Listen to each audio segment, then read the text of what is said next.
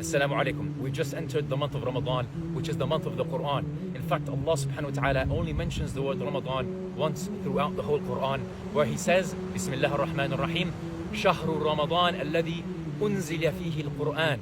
That Ramadan is the month in which the Qur'an was sent down. Ramadan was paired with the Qur'an.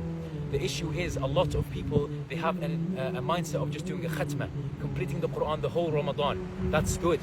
But the whole point of the Qur'an is that it is to change our hearts and our minds and to manifest in our physical actions, and so that we can understand it and apply it in our lives.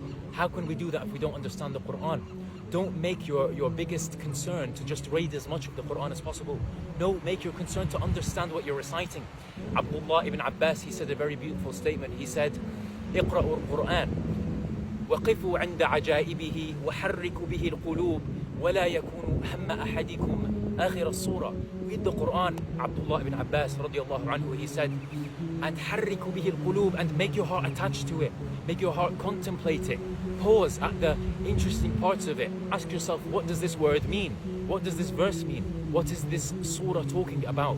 And then what he said, radiallahu anhu, وَلَا يَكُونُ هَمَّ أَحَيْدِكُمْ آخِرَ السُّورَةِ. Do not let the main concern of all of you when you read the Qur'an just trying to finish that surah, trying to do that khatma without understanding a single word. So my recommendation this Ramadan, advice I'm going to inshallah follow bi'idhnillah, is one, I'm going to read the Arabic, a verse, and then inshallah try and read the English translation so I can connect with it more. You can do that by going on Qur'an.com.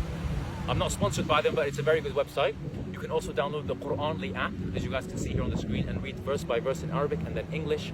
And also you should listen to this tafsir of the Qur'an juz by juz, inshallah, on YouTube, so that when you read that portion of the Qur'an, at least you know what you're reading and what it is talking about, inshallah. Let us connect with the Qur'an this Ramadan, not to just recite it blindly without understanding it, so that He can manifest in our lives.